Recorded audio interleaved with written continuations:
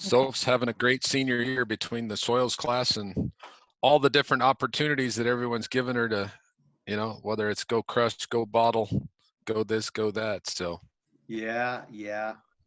We're working on something today or tomorrow, honestly, that will help out people like her, at least here in Washington, because a couple of years ago they passed this ordinance where if you were under 21, you weren't able to do a heck of a lot of things in wineries and vineyards.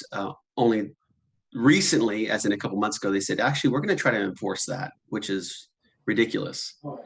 So my colleague is going to testify at the State House tomorrow and go, hey, you're out of your minds. Don't do this.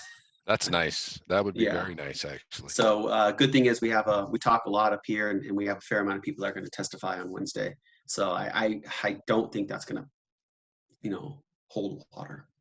Yeah, and hopefully the wine industry in Washington holds a little bit of power and a little bit of respect, I guess I would say at this point. Yeah, you know, we're pretty mobile. We're pretty mobile. We talk a lot. When everything went crazy, they immediately had to identify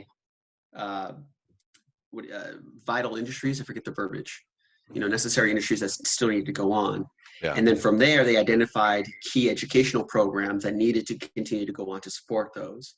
And that came out about a week and a half after the industry or the states shut down. And the one educational program that they left off, now they put small fruit production, tree fruit production, agricultural soil production, agricultural engineering, you name it. The one program they left off was the wine grapes. So within a day, we had an amendment on the governor's desk. So nice. That's how fast we can move out here when we really want to. Yeah, that's good. So Ashley, does it look like you were able to get that going? Because I think you're the host there, I believe. And so you'll have to go into settings and try to change that from there.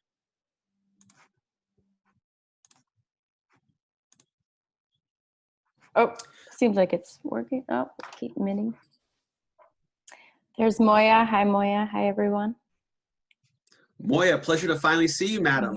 We haven't actually spoken yet. Oh, thanks for being here. I appreciate it. Yeah, you got it. Thanks for having me. I was joking about myself to Ashley and saying how whenever there's something actually important to do, not just going up and just chit-chatting, I get nervous.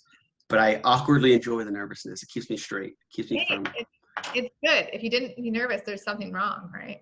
For sure, yeah. It keeps me from believing in myself too much. I gotta be a little bit on edge to make sure that what I'm saying makes sense and all that good stuff. So. One small thing, I know we're still waiting on a couple people. Ashley was discovering that there's somewhere in the settings she has to change something in order to allow the screen sharing so we can actually do the presentation. But Ashley, were you able to go into settings like I was discussing earlier? Working on it. If you make me the host, I know how to do it. What'd you say, Moya? You make me the host, I know how to do it. Okay. Oh, let me go back to participants. Melissa had sent me a link. Okay, changing to you, Moya.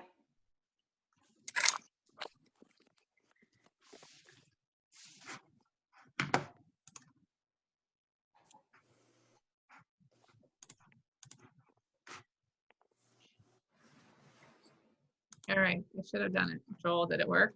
Yeah, it worked. So I'll be ready to go whenever you ladies give me the thumbs up. Yeah, we'll just wait just a couple more minutes and then we'll get started. Excellent, excellent. I see a lot of faces from last year, which is great. Some people I have not met yet. And I guess we'll just kind of do a housekeeping item right here. Remember, everybody should turn their cameras on and then mute yourself too. Obviously, you can ask a question, you can ask it or put it in the chat. But this just helps us with ISDA for you to receive your 2 pesticide credits. And then also if you could rename yourself, like it would be Ashley Struble, Idaho Wine Commission. So, and just kind of giving us where you're at, where you're from. So Joel knows. Yeah, that would help me tremendously. I'm a pretty good presenter. but the online thing takes a fair amount of nuance. So whatever we can do to connect, let's make it happen. Yeah. Still some people joining, so we'll give it another minute here. How do we do the renaming? Yeah, so you'll go up, you'll kind of hover your mouse over your picture, and then two blue kind of options should come up, and there's going to be 3 dots. You can click those 3 dots, and then it will give you an option to say rename. So that's when you can rename to Melissa Sanborn, Coulter's Creek. So something like that.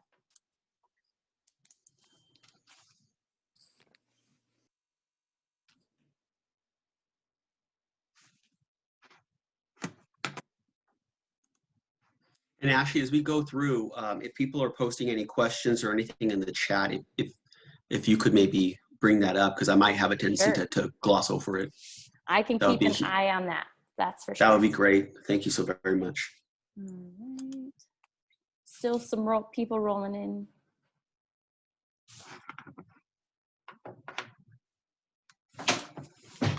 Give it one more minute. And then also directly following the roundtable in the chat, I will send a link to everyone. And then that is your survey that you have to fill out to receive your pesticide credits. So just keep an eye on that. And you will have that. If you don't by chance see it, just email me and I can send it to you.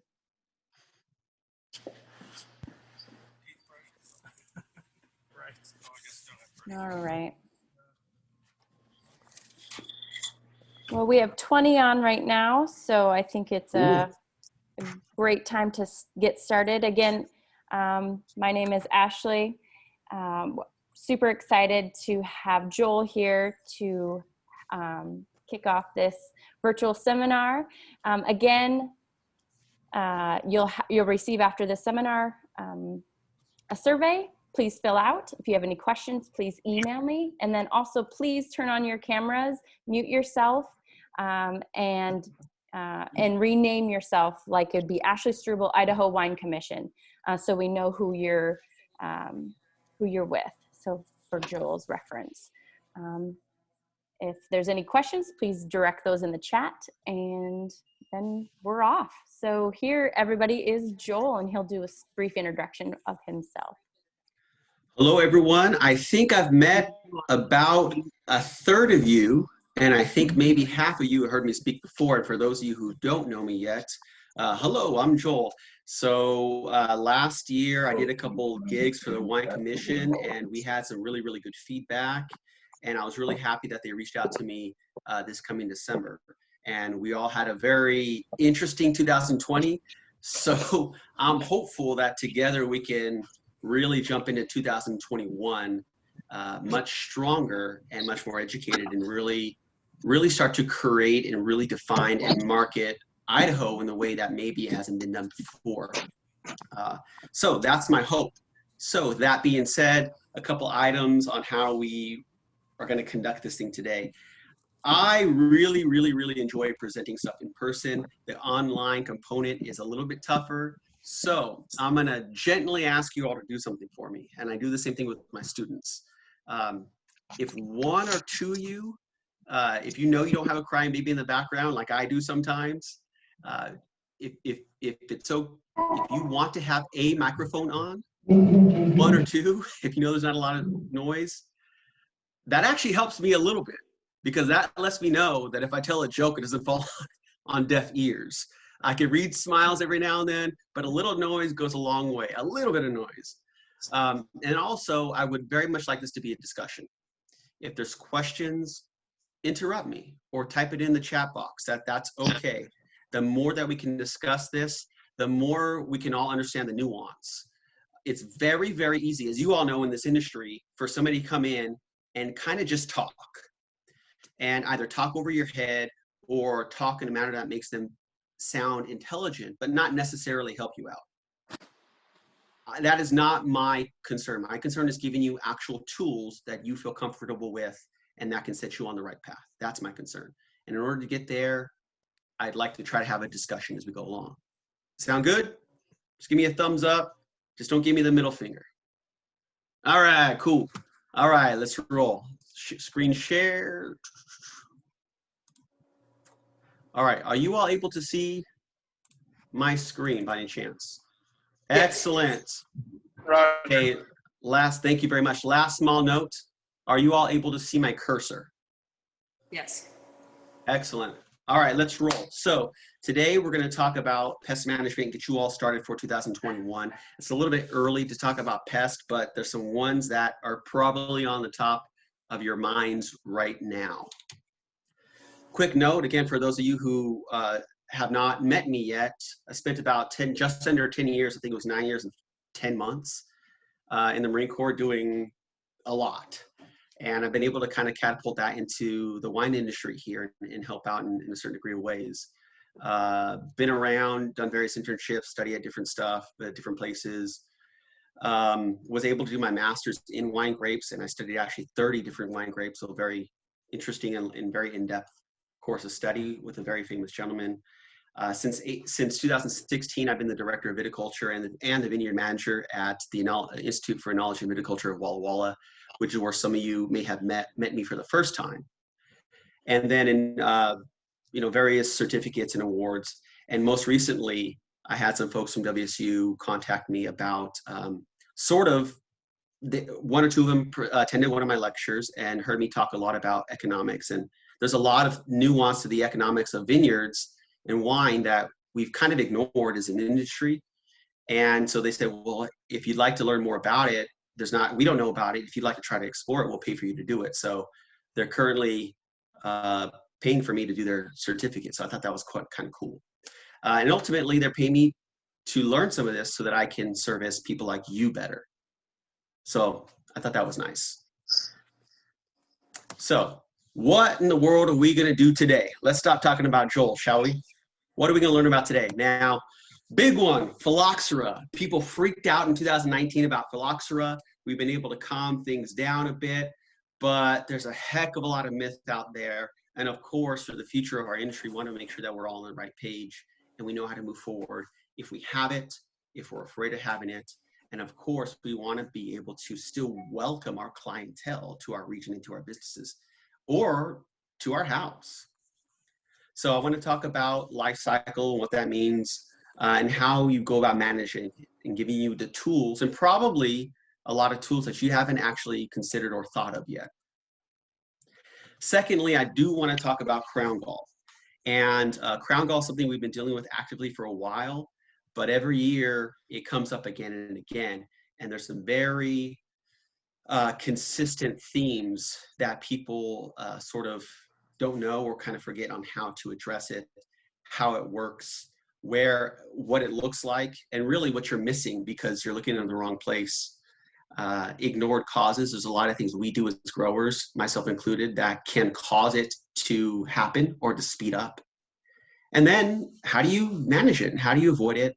And the last thing I want to touch upon with that is the actual science of where are our vines coming from? Because there's a big misconception about what the nurseries are doing or not doing for us as an industry. So I really do want to touch upon that because that's important for us to know. And lastly, I really do want to try to dispel myths. And that is really going to play into everything we do today. I have about 6 myths sprinkled out throughout this, and I'll highlight them. And you guys will go, oh yeah, I know the answer to this. And you probably don't, and that's okay. But I think in dispelling the myths, we are all going to be much better off. And again, I like to have a discussion versus a presentation. And ultimately, after today, I want you to feel better. I want you to feel like you are perhaps a little bit more unstuck, or I need to get you unstuck right now. I need to get you set on the right path, get you moving, and you will need to follow up on all of these items. So I want you to move you forward, but with the idea that you understand this is not going to answer all your questions. This is going to make you understand whether you're on the right path or not. But every single one of these subjects has to be followed up on. It requires further discussion, and it requires knowledge from your specific site or business. All right, so if everybody's good with that, let's roll. Cool. Phylloxera. I'm not going to produce a Latin. My Latin's not that great. And if you want to say it, go for it, but we all say Phylloxera.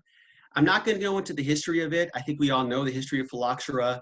It's from North America. It went across the world as we spread grapes and we started trading more. And in the late 1800s into the early 1900s, it almost ruined the entire wine industry.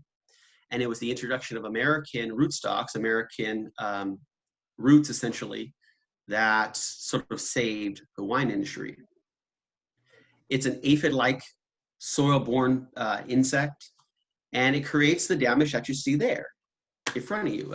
Stunted vines, decrease in vigor, and ultimately vine death. Now, you might look at that picture and go, wait a second, I've seen that. How do I know that's Phylloxera? That could be anything, right? Which is true. I'm going to teach you today how to know whether it's Phylloxera or not. Now, this brings up myth number 1.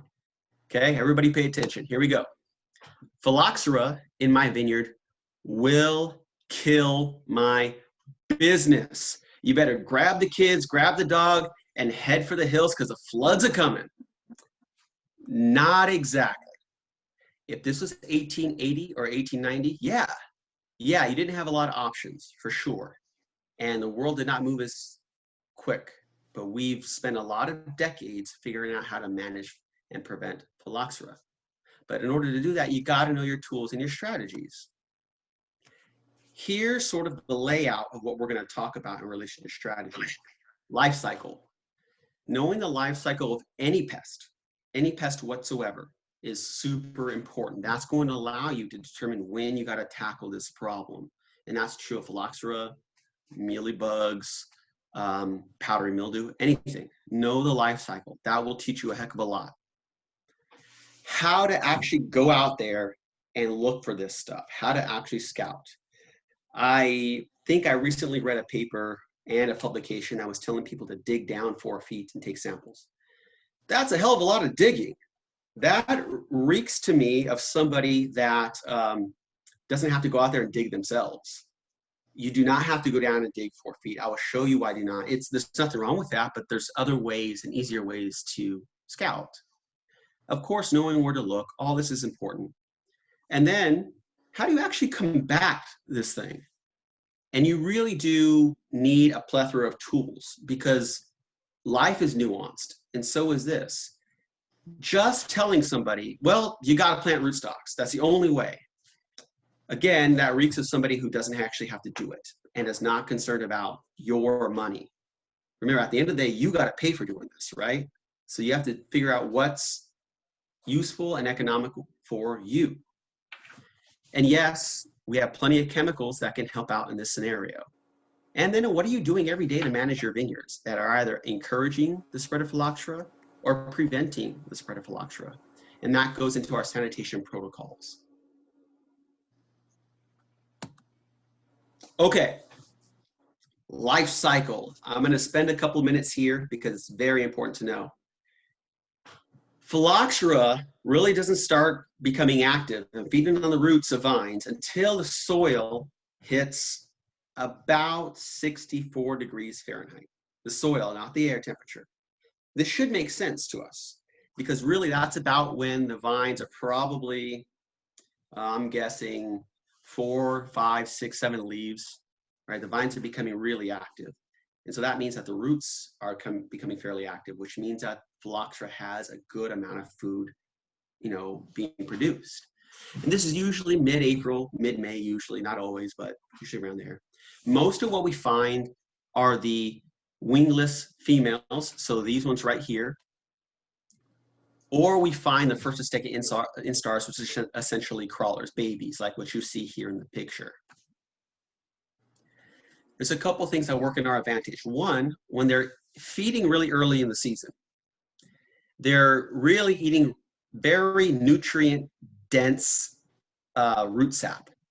And that gives them this very distinct bright yellow color, which also means they're a lot easier to find with the naked eye. The other thing that helps us out is they tend to hang out in clusters. So yes, you can find onesies and twosies, but early in the season, They hang out in clusters, the bright yellow, and that really is an advantage for us when we go out and search to verify if we have a problem or not. Now, that sounds cool. Great.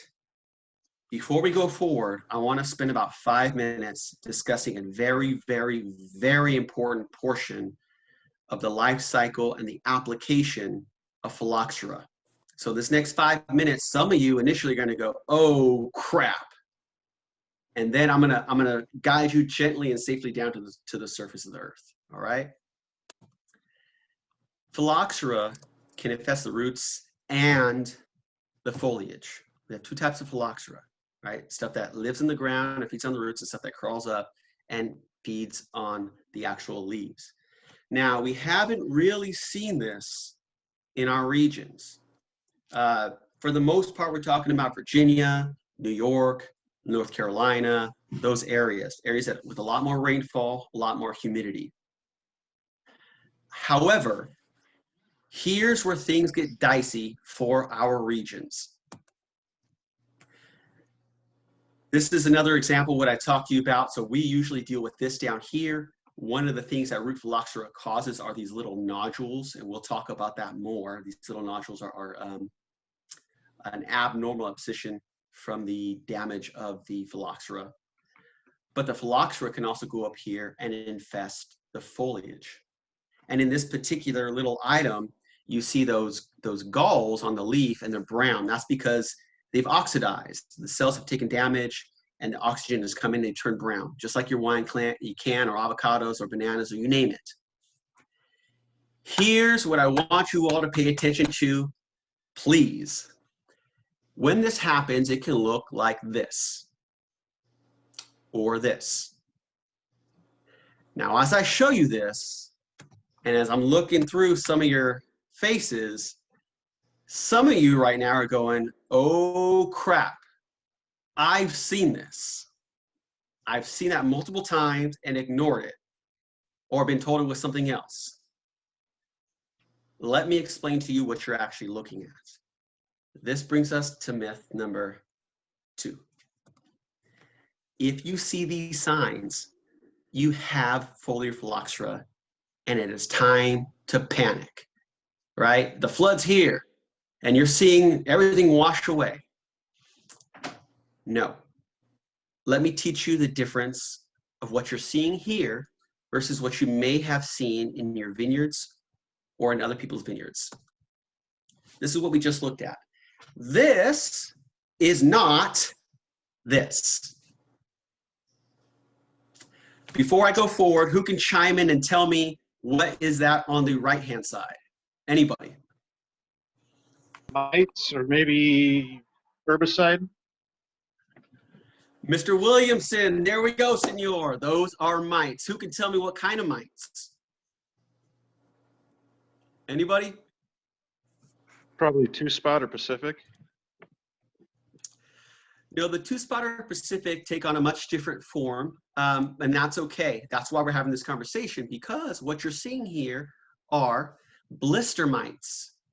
Blister mites, ladies and gentlemen. Blister mites are extremely common in our regions, extremely common. Now, how in the world do you know the difference? Because there's a lot of people, this has happened before, and it will happen again. And this is part of the reason why we're having these discussions, right? To kind of demystify these items and making sure we're not wasting time and effort and money. What's the difference here? Well, when you see this in the vineyard, the timing at which you see these 2 different items pop up is not very different, because like a lot of pests that infest foliage, they're attracted to shade and to humidity and things like that. So they tend to show up around the same time. Distribution, where you would see it on the vine, maybe there's 1 or 2 sources that might say that you'll see phylloxera higher up on the foliage. I don't know if I buy that personally. Incidence, here's where we start to differentiate. Have you seen these galls on your vines before? Where are they at? Mites tend to be wind blown. They come in on dust. It's one of the reasons why in and around vineyards, we like to keep down dust. You start kicking up dust, or there's lots of wind, you're spreading mites. So if you see the stuff on the right, pay attention. Have you seen it before? And where is it? Is it on the edge of the vineyard? Is it where your wind is blowing from? That can help you to start to determine if it's mites or something else.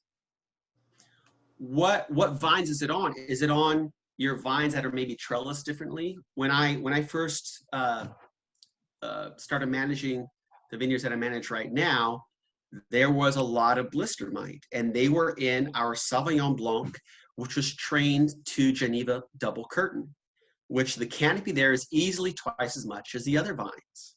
So there was twice as much foliage, twice as much shade, and they were overfed and overwatered. So they're very, very, very thick. And that's where I saw the blister mite. And it was also on the edge of the vineyard where the wind came from. So look at the location, look at the structure of your vine. The way you start to actually verify what it is looking at the shape of the nodules and the location of the nodules.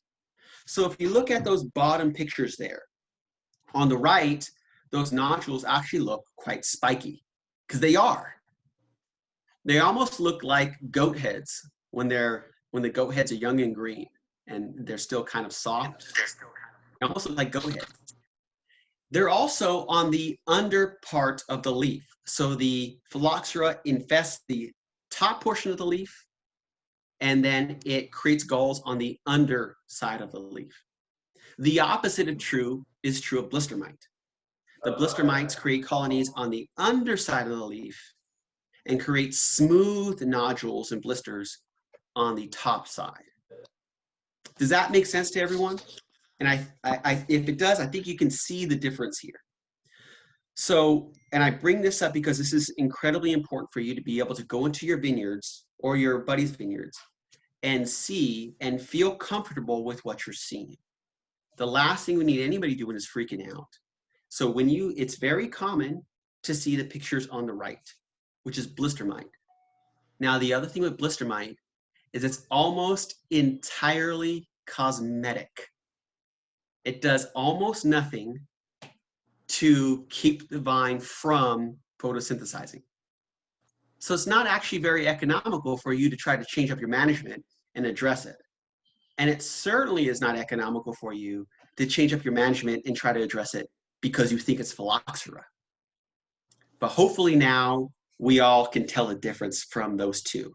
But that's a very big difference, a very distinct difference. And that's also, unfortunately, very common for people to make that mistake. Everybody tracking? Cool. Awesome. Good to see, good to hear. Any questions on this before I go forward?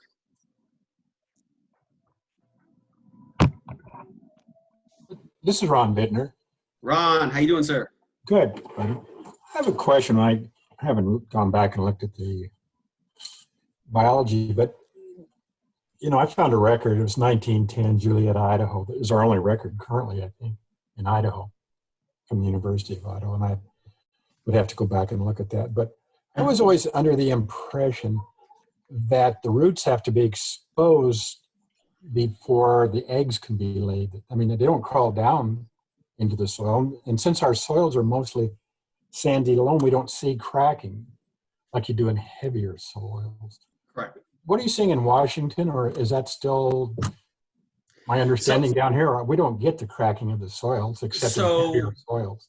I'm glad you brought that up, Ron. So for those of you all who what he's asking about is, in a lot of other places, particularly the East Coast, where they might have higher amounts of clay in the soil tends to crack open at certain times of the year, which allows bugs like Phylloxera to crawl down and get to the roots.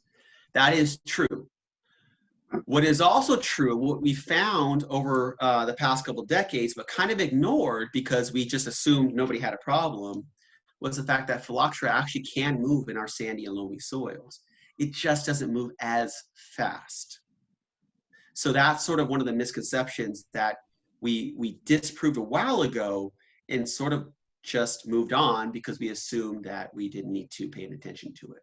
So, and actually I'll discuss the movement in a little bit, but Ron, I hope that answers your question. Oh, it does. Phylloxera does move through our soil, just not nearly as easily.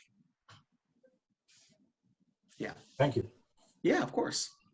Any other questions? All right, let's push.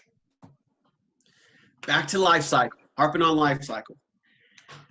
Again, remember, Phylloxera, the time that we would expect them to really start being active is when the soils hit about 64 degrees. Now, on the bottom portion of this picture, I have the growing season. Now, scientifically speaking, our growing season starts April 1st and goes to October 31st. Now, Idaho, particularly southern Idaho, is about 2 to 3 weeks shorter a growing season than us in Washington. But for the most part, we're talking about the same elements here. So sometimes we can get shorter growing seasons, maybe October 15th. Sometimes, I don't know, October 4th, sometimes. You guys remember a couple of years ago? And that's the end of the growing season, right? Well, look at our left to right lateral limits. That's going to help you determine when you can go out there and start actually doing stuff to prevent or to manage Phylloxera. So I want to break down the season for you a little bit. When you want to consider sampling and sampling the soil, I'll teach you how to sample here in a second. But really, those soils are going to start to warm up mid-April, maybe mid-May, around that time. Now, I personally really like the idea of sampling early in the season. And why is that? Because at that point, populations aren't very large. So there would be perhaps a hesitance to go out into the vineyard and do this if you know there's a lot of bugs. But also, you're not overly burdened with a lot of things you're already doing. You know, the season is starting, you're getting things ramped up, but you're not preparing for harvest, or you're not in the middle of harvest, or you're not making wine, or all of the above, right? So I think time-wise, logistically, early part of the season makes a bit of sense. Next, we have the canopy, of course, is developing, but that's really where you start to see stuff happening. There's, in fact, I saw a recent publication that was saying this next portion where I have the highest population, said, well, that's where you're going to find Phylloxera the most because they're the most active, and that's when you're going to see the canopy effects. No, again, that's somebody that writes from the scientific standpoint. I love science, all right? My education is a huge product of the sciences. I use it every day. But when you actually have to execute this, that's a level of practicality that somebody who's only a scientist will never understand because they don't have to execute it. You don't wait to see effects in July, August. You will have been seeing those effects for 1 to 2 months prior. So you can start to develop and identify where you might have issues much earlier than July and August. Yes, if you want to see how many bugs you have, sure, go out July, August, no problem. But chances are you would have identified stuff before that, and you will have addressed it before that. Because what's going on in July and August? We're probably getting close to veraison, right? We're finishing up our sprays, and we're getting ready to start thinking about logistics of harvest. So in the midst of all this, you have to put it in context of your year-long logistical train. What are all these things you have to do? And so realistically, when do you have time to do this? You can sample at the end of the season, but the reason why I don't like it personally is because, again, what are you doing in September? You're harvesting, you're making wine, you're, have a wine club event, whatever it might be. You're busy. You are very busy in September. So yes, you can do that, and you can find the results of roots that are damaged, of course, but I don't think logistically it makes sense for you to get out there in September, right? When everything closes down and if the soils aren't frozen, sure, go out there and go for it. But I don't think getting out there in September or October makes a lot of sense. And I hope that makes sense to you all. So my recommendation would be to sample early spring, look out for stunted or affected canopy late into the spring, and that's going to show you really what's going on there. So let's take this idea and let's go one more step further, shall we? Again, we're looking for that time period of the soil temperatures for everything to leap off and start to move. we're looking for as far as damage, stunted growth, reduced vigor, vine death. And really what tends to be tackled or damaged initially are these subsurface subsoil roots, all those feeder roots. That's really the items that tend to be damaged first. And that's a very, very, very good indicator that you have an issue. So, but what else can cause these things? What else can cause vigor issues or growth issues? Well, cold damage is the biggest one, right? A lot of us, Southern Idaho in particular, deal with cold damage. That's very, very common in our regions. And I see it in the Yakima-Columbia Valley, in the Gorge, in British Columbia, every single year. We will talk about that over and over again today. That can certainly cause damage or a lack of vigor. And so you can get these things confused. And there's a lot of diseases and pests that can cause the same kind of damage, at least in the canopy.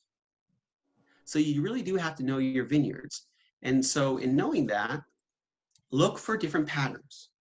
Look for oval-shaped patterns. You know, phylloxera will tend to move out, but because we plant in rows, it'll also tend to travel along the rows. So you tend to see more oval-shaped patterns. And again, there's these roots, the feeder roots in the top couple layers that really take a lot of damage. So when you're out there and you're sampling, this is a very good indicator that you have something going on. I mentioned before, I recently read two things that were saying go out there and dig down and take soil samples down to 4 feet. That's a lot of digging, ladies and gentlemen. That really is, especially if you suspect an area that has damage and you're going, well, I need to do 5 to 10 samples here. 5 to 10 samples of 4 feet of digging each. That's a good day of digging, okay? Once you start digging down and exposing those subsurface roots, if there's an issue, you will see it. And what will you see? You'll see these roots, these roots on the lower area, you'll see them dead, or you won't find very many of them. One of the other things you'll find is those nodules that I showed you before. Those nodules will be cream colored. And if you're looking at the end of the season, those nodules will actually be black because the damage allows for other infections. And those black little nodules will look like rat feces and they'll fall off. So if you're looking at the end of the season and you're looking at those very fine, very small roots that you don't have to dig very deep down to find, and you're going, has a rat been living here? Probably not, but something else probably has, okay? Again, you don't need to dig down very deep whatsoever. To sample a vine, 5 to 15 minutes. You'll know whether or not you have something. So let's look more into this actual damage that we're talking about. This is something you might find sometimes. Now that's a dead cordon, right? Again, many things can cause this kind of damage in the canopy. So how do you differentiate this? And this is a vineyard I used to work at, and I wish I had a larger picture, but if you see the sucker in the background, that nice green sucker, that's from the same vine. So the vine's alive.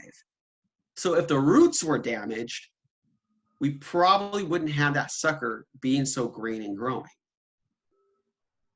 Something else you might see, or that can cause a similar lack of vigor, I should say, in the canopy, is trunk damage. Now this is trunk damage, what's called cavitation, where the vine splits for various reasons. A lot of times vine splitting, you won't necessarily see it like this, it's such a big crack. But that trunk damage most certainly can cause a lack of vigor. Of course it can. And of course, what we'll talk about in a little bit, things like crown gall, which choke off your vine. So all these different things can essentially cause you to find a block that looks like it has phylloxera and can cause you to perhaps freak out. Now, look at where you're seeing these patterns. Is it an actual pattern? Is it spread out? Did you see that same thing last year? Are there other things that you've been noticing that could cause this? So walk through the steps a little bit consistently. So what do I mean by walk through the steps? Well, first one, ask yourself, are you seeing a lack of vigor? Are you seeing stunted growth? That's an easy one, yes or no? And you're going to start to see that pretty early in the season. Then ask yourself, is there a history of this happening in this same location? And this goes into you knowing your vineyards. And you don't even have to have a vineyard. You could be most certainly the winemaker. And as a winemaker, you most certainly should be visiting the vineyards that you source from. And have you seen the same kind of damage in that location, or do you see it year to year spread out? If you see it in the same location, is it on the bottom of a hill? Is it in a dip? Is it a place where you would tend to have cold damage? You tease out some of those details. If there's a history of it, you need to ask yourself the next question. Is it growing? Did you used to see it in that block over there and it was just, let's say, rows 10 through 15, but it was only about 20 vines, and now it's rows 8 through 20, and it's about 100 vines, or 120 vines, or 200 vines. Is it growing? Do you see it more and more? Are you noticing it more? Is there a pattern to it? And I want to go through a pattern here in a second. Is it sporadic?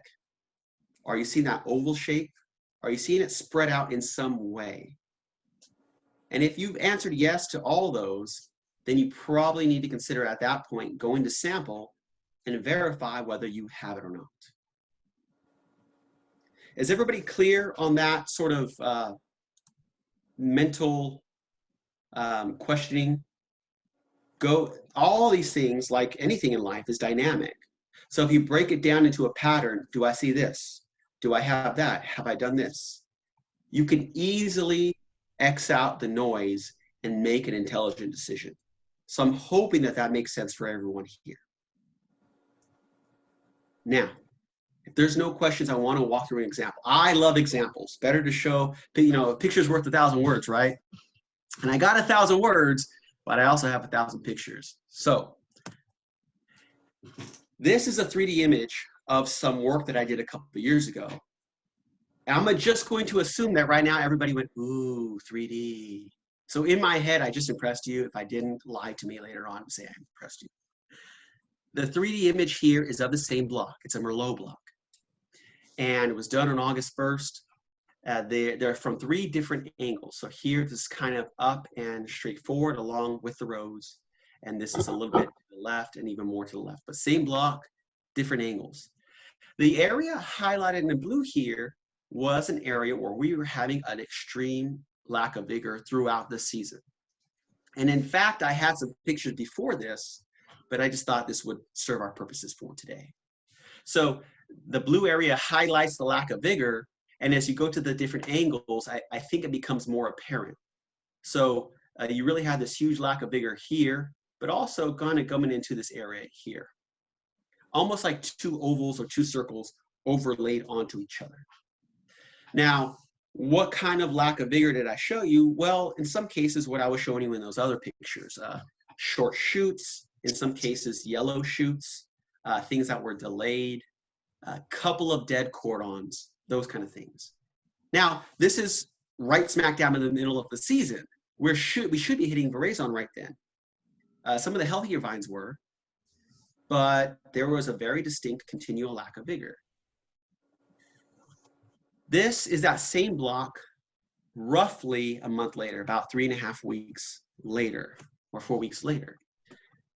You can see from the 3D images, those vines continued to grow, and they sort of grew out for the most part of that lack of vigor, which told me that those vines still had some strength. They were able to grow out of what was going on. Not ideal for me to see the vines continually grow like that in August, but it did help me tease out what was going on. It helped me go through that mental, those questions there. It helped me determine, okay, well, yes, I saw a lack of vigor and stunted growth. I had that. Was there a history of it? There was, but if I remembered back, if you all remember back, the winter from 2016 to 17 was pretty darn cold. And looking at my notes and knowing what I knew about that block, a lot of that damage started then. And in 2018, I was seeing the residual effects of it. So there was a history, but I knew how far the history went, and I knew what that history was telling me. And was the pattern growing? No, in fact, the vines were growing out of it. So that process of determining what was going on, I could stop it right there and go, you know what? It was cold damage, I'm pretty sure of it, and I can move on. And I don't have to go forward from there. Does that example make sense to everyone? This requires you to know your vineyard. It does. It's very easy to look at imaging and things like that and try to rely on technology. I love tech. I use a lot of technology. But none of that beats being in the vineyard and knowing what's going on. And in fact, one of the things I was going to do for you all, and I decided not to, was show you a bunch of NDVI images. And I just read an article out of Good Fruit Grower, and they were commenting that you should be using NDVI, aerial imaging, to determine if you have phylloxera damage. I've done it before, and it's very hard to use that adequately. It can be expensive, and no matter what, you still have to be on the ground to determine what the image is showing you. You have to go to the vineyard and see, well, the picture says this, and the vine says this, do they match up? So no matter what, you have to go into the vineyard. So I personally would not recommend NDVI. I really wouldn't. And I'm not just saying that because, I'm saying that because I've used it before. And I also used a heck of a lot of this stuff when I was still doing stuff in the Marine Corps. I've done it for years. There's great reasons to do it, and there's great reasons to not do it. If you have a 100+ acre vineyard, perhaps.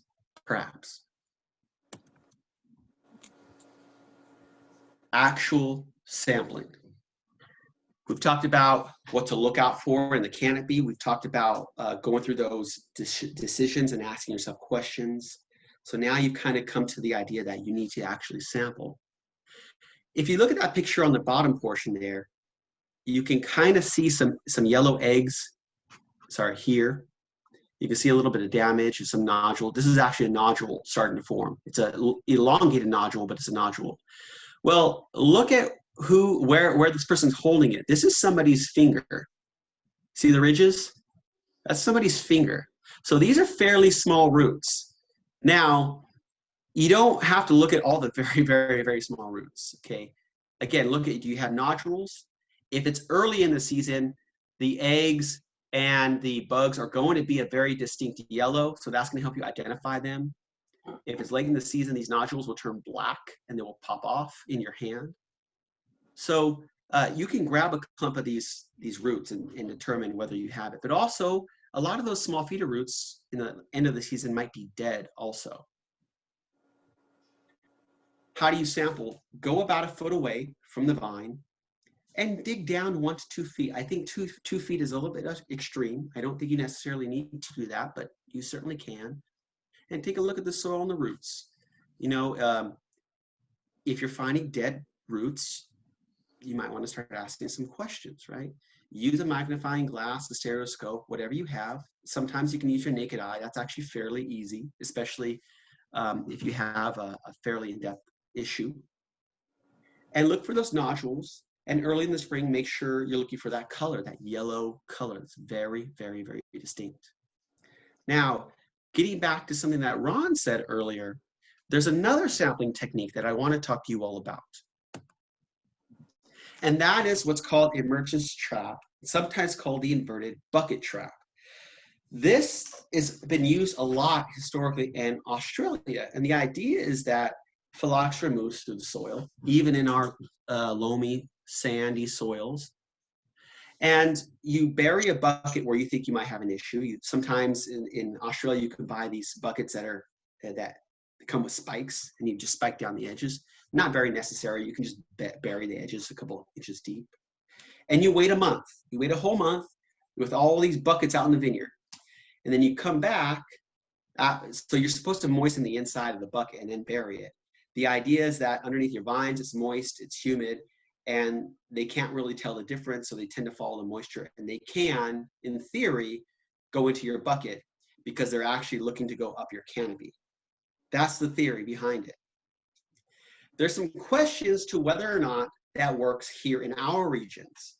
There's some people trying to test this out. Personally, from an actual grower standpoint, I think this is a waste of time.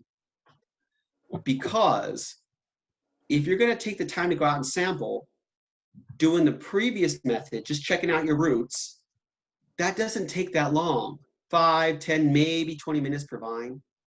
This thing, you're going out there, you're choosing a vine, you're burying your bucket, and then you have to wait a whole month. Meanwhile, you have all these buckets in the vineyard. Well, what else are you doing during that month? You might be trying to weed, to spray, do whatever else. How many of these buckets are you hitting? So I don't think doing the bucket trap is very practical personally. I think you save yourself some time and certainly increase your decision making by just going out there, doing some basic sampling, and look at what you find underneath the soil, along with what is the canopy showing you.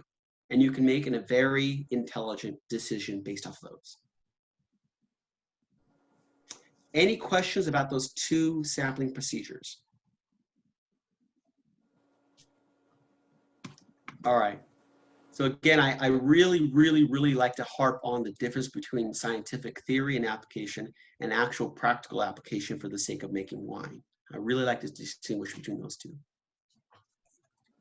All right. So let's say you go out there, you're sampling, and you go, shoot, I got it. Well, now what? Okay, maybe you're freaking out. The truth of the matter is, I'd rather, if I had a bunch of problems, and we all have problems, right? We all have problems in our vines. That's just reality. If I had phylloxera, I'd be much more comfortable with managing phylloxera than I would a lot of diseases. And I've worked on a lot of diseases, trust me. So this brings us to myth number 3, numéro 3. Here we go. I have phylloxera. I have no choice but to rip out my vines and replace them. If somebody has ever told you that, first and foremost, they are wrong. Secondly, a lot of times people will say that through no fault of their own. I like to think most people are not mean-spirited. But a lot of times in telling people you have no choice but to only use rootstocks, they are either inexperienced in managing phylloxera, or they are ignoring your economics, because rootstocks are expensive. And ultimately, whether this is just your private vineyard or this is your business, ultimately, you're the one paying to do this, not them. So let me discuss with you the tools that you have. Rootstocks is a tool. We will discuss that. But you have other tools here. Your tools, insecticides, for obvious reasons. We have a lot of good tools out there. We don't really have great organic tools in that sense, but there's some really good insecticides out there. I would even include herbicides as well. Obviously, you're not addressing phylloxera, but there's some reasons why you might want to consider herbicides. Irrigation and nutrients, those go hand in hand, of course, rootstocks. And lastly, your sanitation protocols. What are you doing to prevent spread or prevent infection? So you take these tools, and that's going to help you develop a general strategy. And these are the strategies that we're going to talk about right now. So first, identify insecticides that are effective against phylloxera. You need to make sure that they actually work against what you're trying to do. A lot of us over the past 10 years, myself included, have invested in mechanical weeding techniques. And I think that you probably could still do that. But you need to think about your cleaning protocols, but also you might want to think about balancing mechanical weeding with herbicide use to decrease the use of that machine and the spreading of soil. Feed those affected blocks, ladies and gents, feed them. They are under stress because they're getting damaged. And so if you end up stressing them in the same way you do the rest of your vines, you're going to increase the propensity for damage. If you are extending a block or replanting a block or even your whole vineyard, most certainly you need to at least consider rootstocks. So we're going to talk about these. Lastly, actually not lastly, but what is your grape selling and winemaking strategy for your affected blocks? Do you know what to do after this? What's going on with those grapes? At the end of the day, we all have to sell grapes and make wine. Okay, and that's, if we can't do that, then effectively we're out of the game. And lastly, clean, clean, clean, clean. Have some protocols in place. Now, hopefully, what I'm teaching you today will just either reinforce what you're doing, hopefully you're already doing the right thing, or I've given you a couple tools to tweak what you're doing. So let's talk about these general strategies here. Insecticides. I only threw up a couple quick ones here because well, there's no need to go over every single one of them, but these ones I put up here are actually approved in Idaho. For those of you on the Oregon side, you might want to double check, but that's very easy to check. So a couple quick ones. Movento, that's an interesting one because that's a systemic insecticide. So if you apply it to the vine, it's going to travel through the vine and go to all parts, the roots and the foliage. Now, it is compatible with most fertilizers. Remember, I said you want to actually feed these vines. You don't want them to stress them in the way that you would your other vines. But because it's systemic, you also don't want to do this when you actually have fruits. So you're going to want to do this early in the season. And that also makes sense because that means you're going to fend off the explosion of the Phylloxera populations underneath the soil. So hit them early, hit them when you don't have fruit.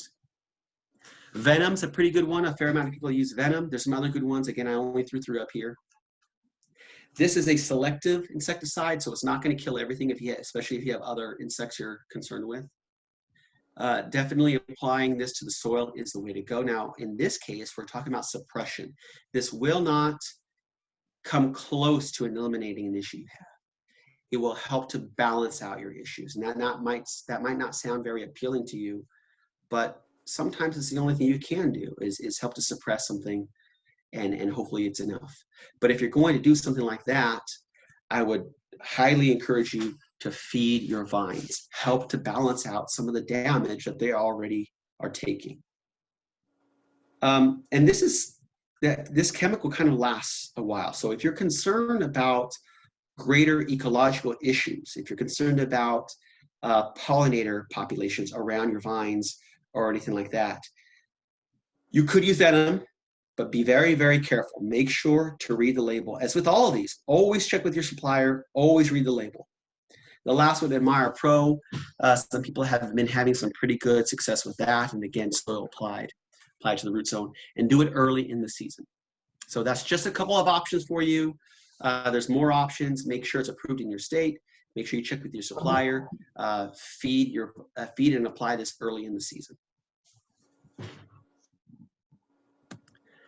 A very quick note on herbicides. I don't want to touch too much on this. Again, I think that if you're trying to move towards organics, which I think most of the industry eventually will, a lot of us have invested in mechanical weeding, and so have I. I don't think you should stop, but you really need to consider when you're cleaning those machines, and also, can you not use that machine once or twice a season by applying an herbicide? The ones in the blue are the more organic ones. You do need to be careful on how this changes your soil chemistry, particularly for those organic ones.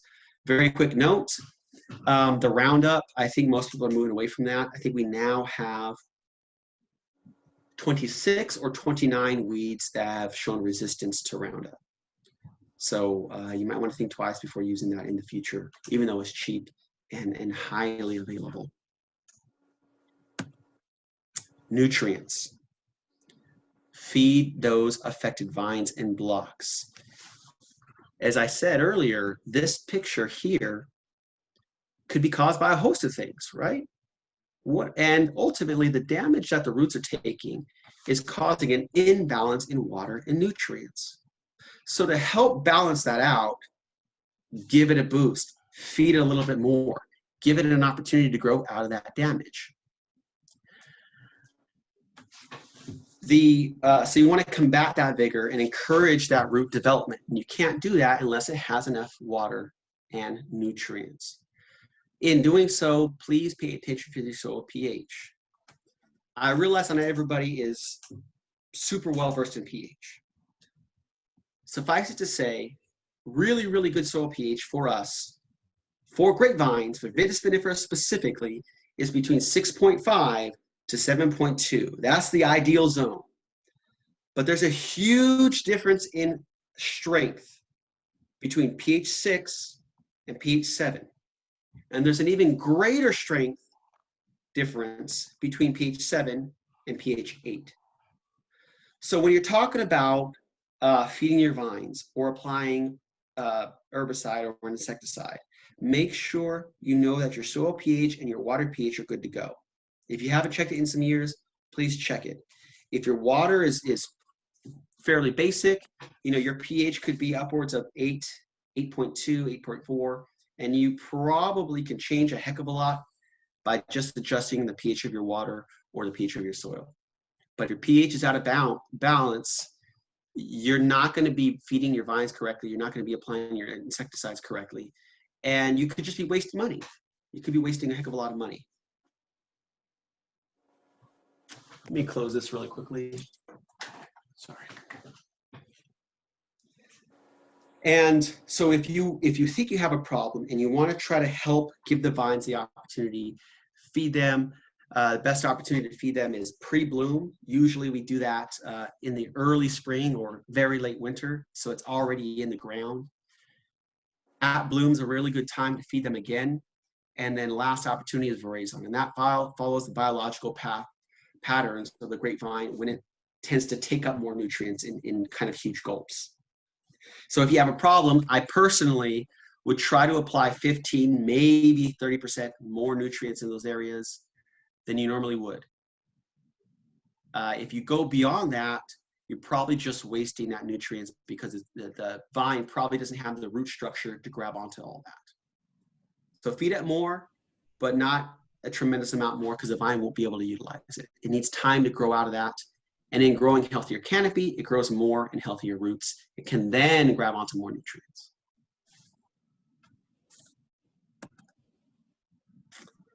Rootstocks. Here's what everybody's been waiting for.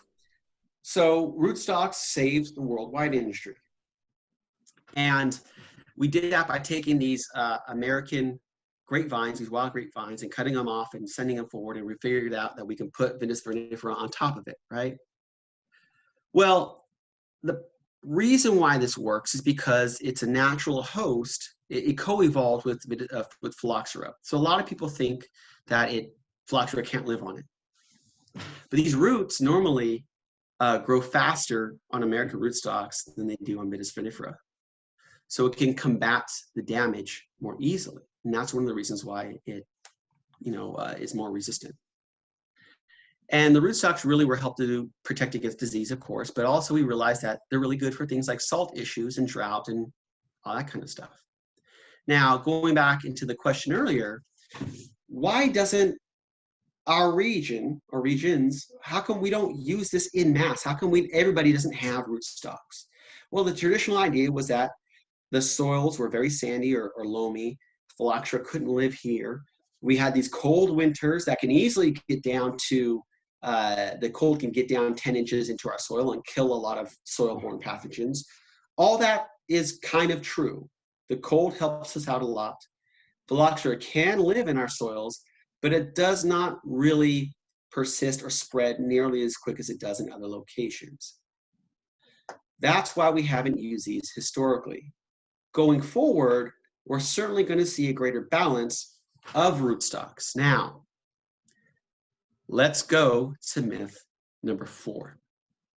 Here we go. All rootstocks are great against Phylloxera. They're fantastic. You are dumb if you're not using them.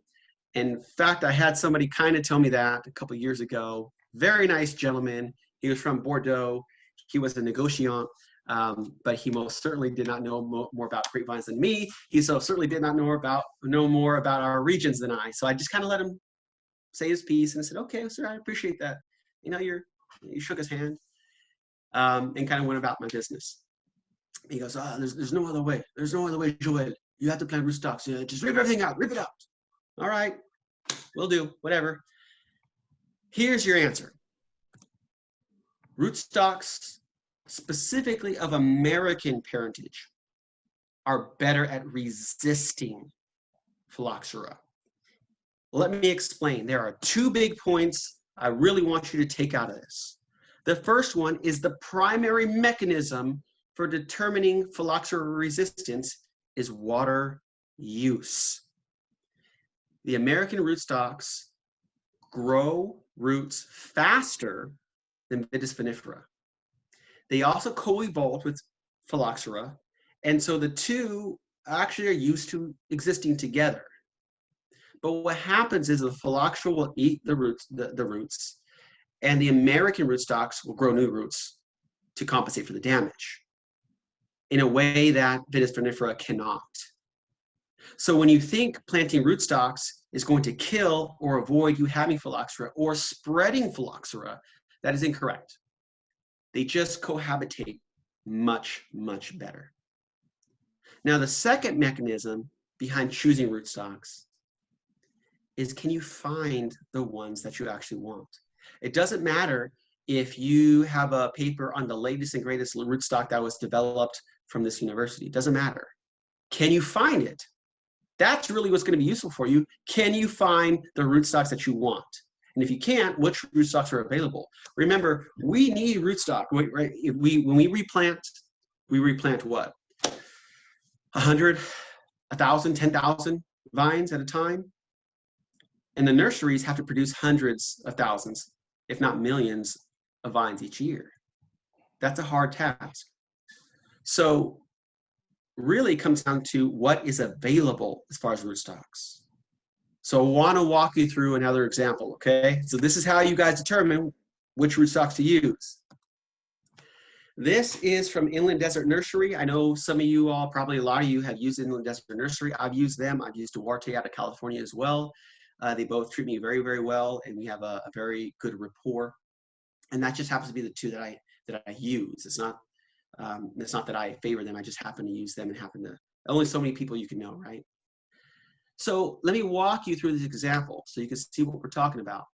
Now here we have 11 different rootstocks. You probably heard of some of them. Maybe some of you use them. I use a couple of these. And let's start here for resistance. Now you can see here, as far as Phylloxera resistance, every single one of them says high resistance. There's been some issues with vineyards in clay soils with 101-14, but for the most part, they all have high resistance. Great.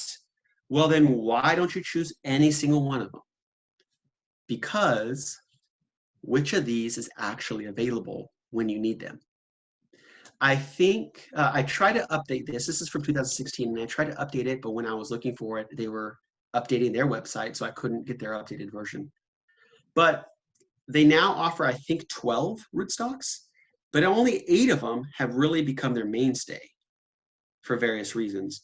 So even though you might want a 1616, is it actually available?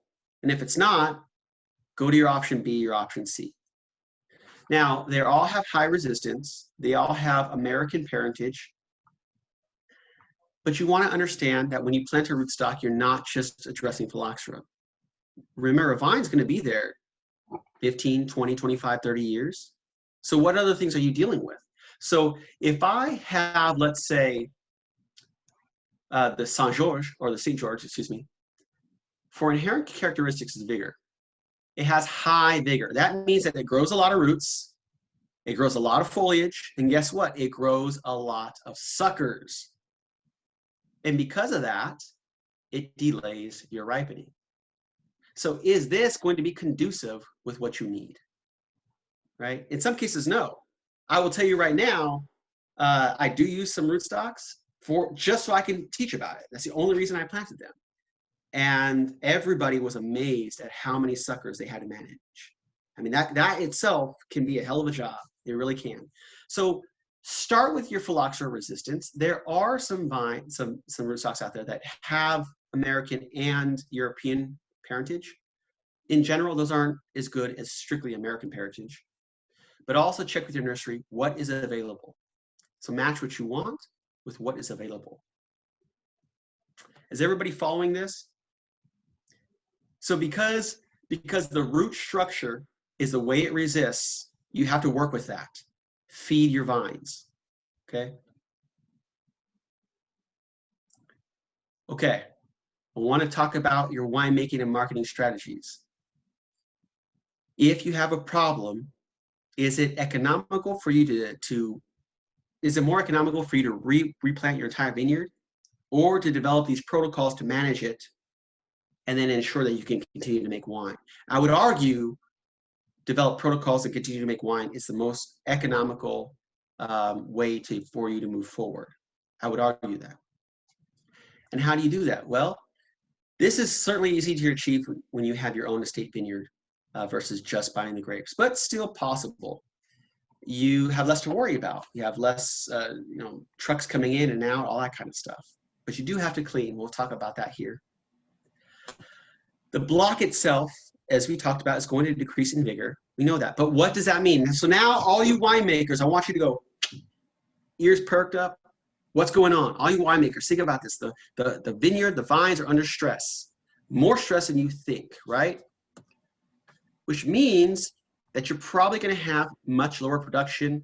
I was generous in saying 3 tons to the acre. It could be much lower than that. But that also means you're going to have less foliage, more exposed grapes. Now, that could be too much. It could be burnt grapes. It could be a whole host of things. But it most certainly will mean difference in grape chemistry. Does that mean a difference in wine? Probably. I wouldn't recommend selling those, but maybe, just maybe, that particular block is a certain degree of your wine. Maybe that block goes to, you separate that and you see how different that actually ends up being. Maybe that's a good blending wine. There is a large vineyard here in Washington that I know of. For some years, unbeknownst to them, they were doing this. And the block that they thought was cold damage every single year, when they actually went out and sampled, they went, oh, we have Phylloxera. But by that point, they had already developed a winemaking protocol for that block. So they didn't change anything. They were already treating it differently. The only thing they did was they added some cleaning protocols to keep it from spreading. But from the winemaking standpoint, they already had that wine. They were already putting it in the same label. They already knew how to market that wine as different. It worked. And they didn't freak out and change a whole bunch of stuff. So maybe this is an option for you. I wouldn't necessarily go about putting, this is Phylloxera block, number 7. I wouldn't do that. But look at the grape chemistry, look at the wine chemistry. Maybe you don't have to change as much as you think. And that leads us into safety. Now, I realize that we're in this pandemic, which is frustrating beyond belief. And for a lot of us who are running businesses, we hope that one day we can get back to this, right? Where we have some sort of bachelorette, limo pull up, the ladies come out and there's one person in the group that's already smashed for some reason. And they're going, woo, Jello shots. And you're going, Jello shots? It is 11:05 in the morning. Where have you been? We want to try and get to something like that. And I think that we can, right? We want to show people why we're in this game. We want to show people that we enjoy what we do. And there's great things to love and be excited about. But when everything calms down with the pandemic, we need to have some protocols in place, because I think that we can get to this. Because historically, in allowing this to happen a lot, we've also inherently spread some of these issues. Again, I think that we can get back to this. So one of the things you want to do is control your access. Who's coming in, who's coming out, where are they going, why are they there? Certainly things like cleaning booths. I would certainly suggest, if you're dropping off bins in locations, make sure you're make sure you have your bins labeled. Make sure there's no change, or if your bin comes back dirty, it wasn't yours because you cleaned it before and afterwards. Make sure people know that you are the clean people, that there's no problems with your bins. Steam cleaners, those, and pressure washers, that's the way to go. Okay, turn the temperature up, turn the pressure on, and clean. Get off all the soil you can. Of course, you should have a location where you're doing this. In the vehicles, not a lot of times, I've seen people just clean the tires before. Well, get back there and clean the wheel wells. Spray underneath the truck as well. When you pull off the bins, clean the bed. Make sure that bed's clean. This is fairly easy to do. Okay? But make sure that you are washing. Wash, wash, wash. When it comes to being a little bit more in depth with cleaning things like boots and equipment, this is again another example of the separation between the science and the practical nature of what we try to do. I've seen several locations saying use 10% bleach solution to disinfect. 10% is a hell of a lot. I mean, that's like burning your skin and bleaching leather and who knows. I mean, if you take your household bleach right now, you look on the back for disinfectant, I think it's something like a half a cup for a gallon of water. Okay, that's way under 10%. And even that can be a little bit on the stinky side. So 10%, you'll find it in publications. Would I recommend you using 10%? I most certainly would not.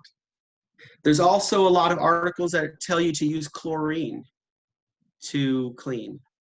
Well, for anybody who's concerned about their winery, I most certainly would not use chlorine.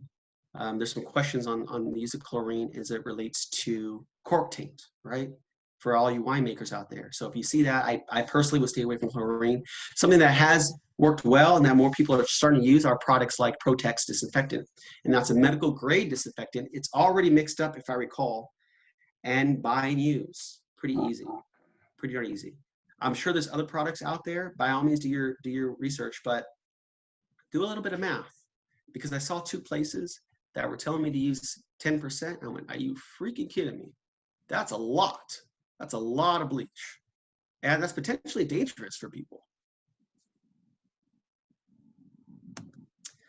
Something else that I would recommend is using things like this. These are these like sanitation mats, and they're fairly cheap.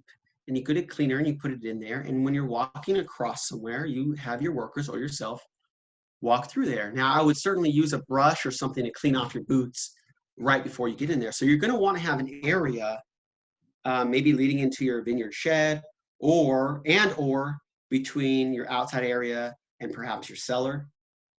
So you're going to have one area where you're going to clean off your boots and then do something like this. And then, of course, be able to put your clean boots or equipment somewhere safe right afterwards. But I think it's doable. I really do. And if we're able to input some of these protocols or tweak 1 or 2 to make it more useful for you, I think that once the pandemic's done, we can all get back to doing something like this, which is, of course, what we all want to do. We want to do it for ourselves. We want to do it for our business. We want to do it for our clientele. We want to do it for our industry. Because that right there, ladies and gentlemen, sells wine. That ultimately is what it's all about.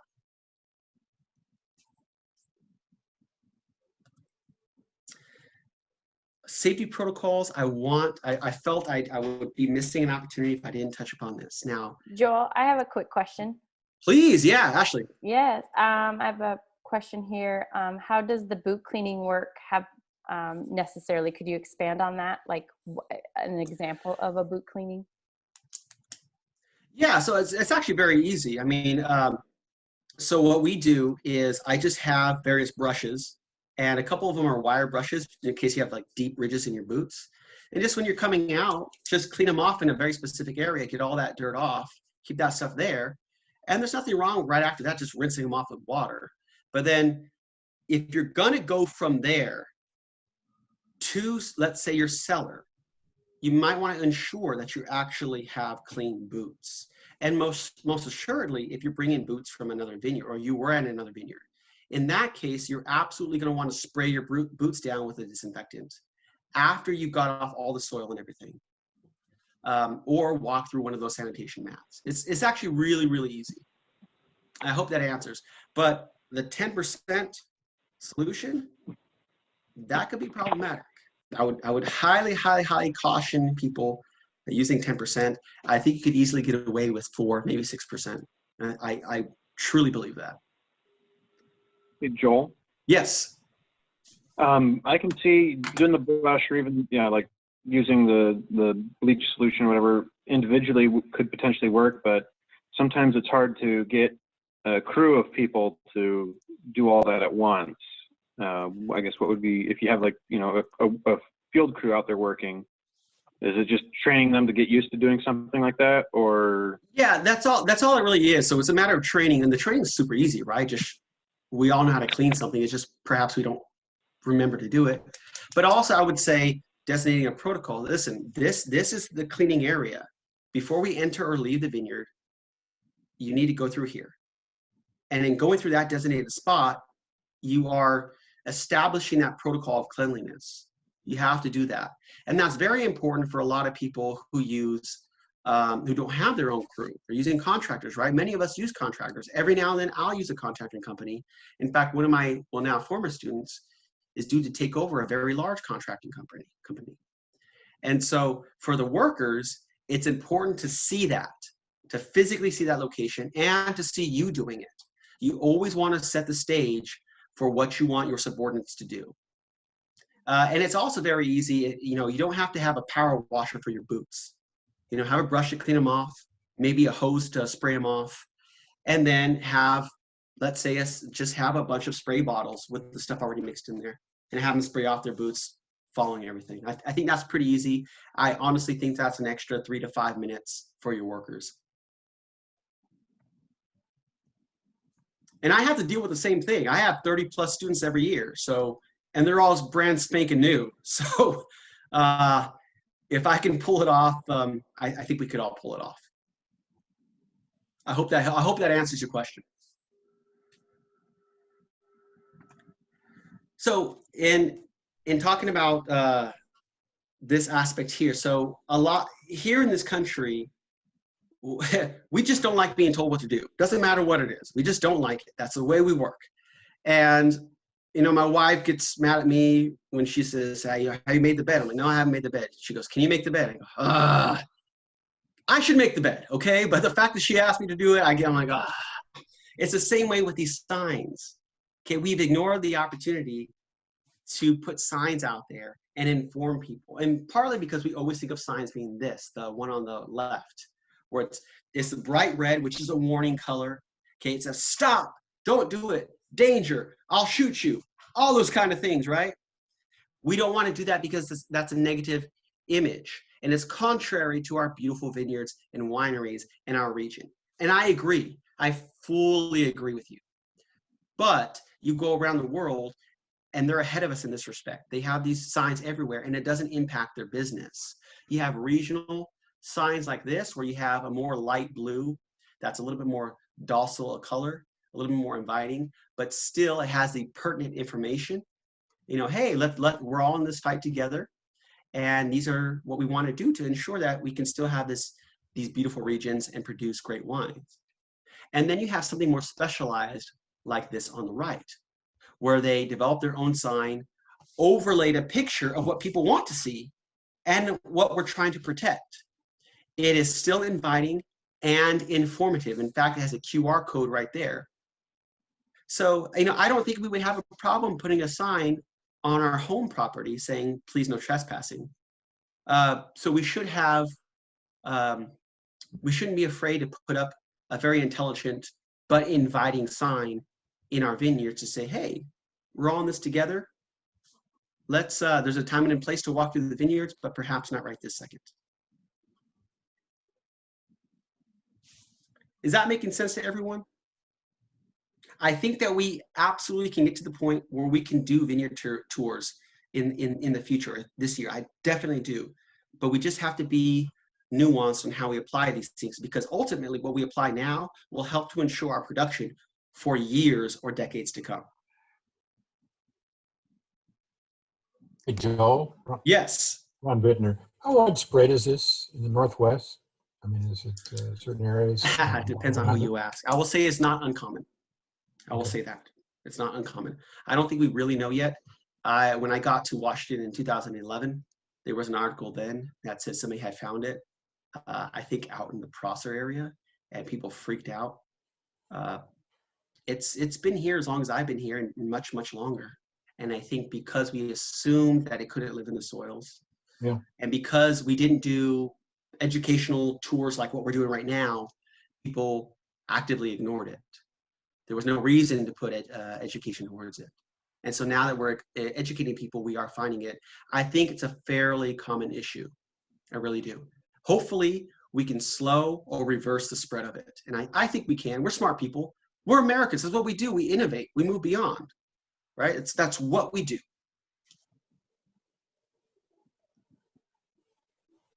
Any other questions on this point, on this item here? Okay. We talked about life cycles. We talked about symptoms, scouting. You remember, you don't have to dig down 4 feet. That's a lot of digging.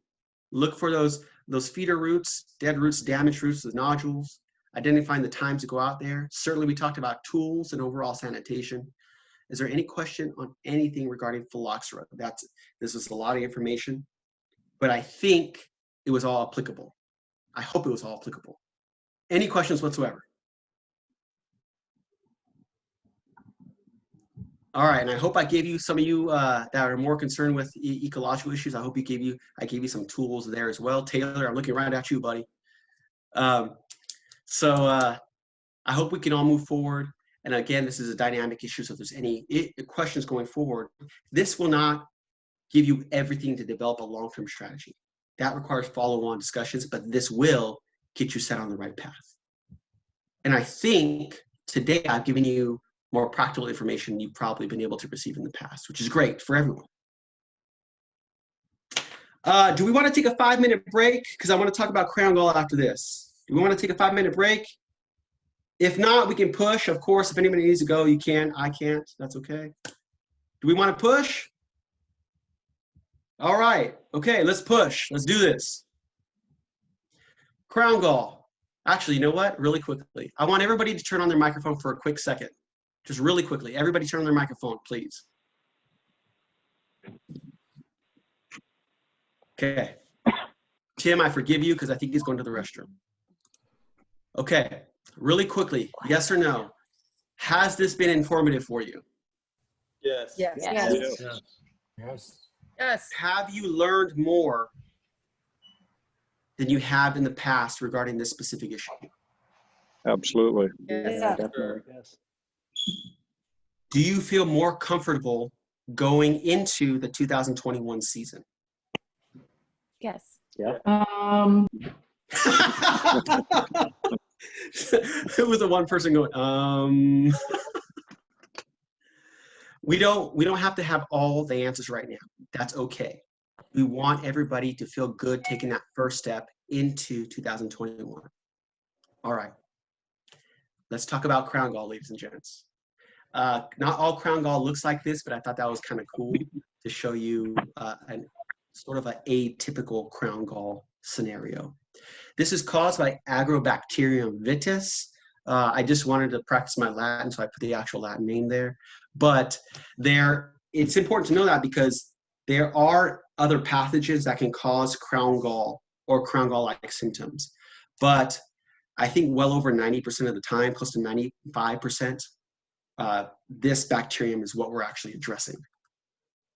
And it is soil-borne, and there's some questions on whether or not it's supposed to be in our soils or if it was brought in. I think the general consensus is that it was brought into our soils via cuttings, via plants. And it gets in the plant via wounds. And usually we think about wounds as far as tractor blight. Okay, we have maybe the tractor driver had one too many last night and it's not exactly driving straight. It might hit 1 or 2 vines. That's usually what we think about. The reality is most of our plant wounds come from winter trunk injury. And almost all of us on this call have experienced or deal with the winters and the cold that brings into our vineyards, right? And we're going to talk about that in depth because this is a huge, tremendous misconception. And this goes directly into what vines you planted or want to plant. And we always see this on the trunk, or really the area where the trunk and soil tend to interact. So we either see it on the trunk or the lower portions of the trunk. And that's really where we tend to get the damage. And the damage that we're really talking about is uncontrolled cell expansion, cell growth, which is essentially a cancer, essentially a plant cancer. Now, Look at this picture, the top, what I just showed you, and the bottom is what you've seen like 4 times already. Same exact picture. Why do I show you that?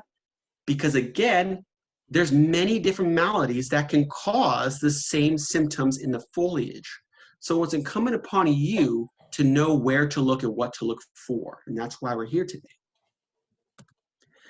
Ultimately, these galls choke off the vascular flow, and that reduces water, reduces nutrients. You get, yellowing, shoot counts, you get cluster desiccation.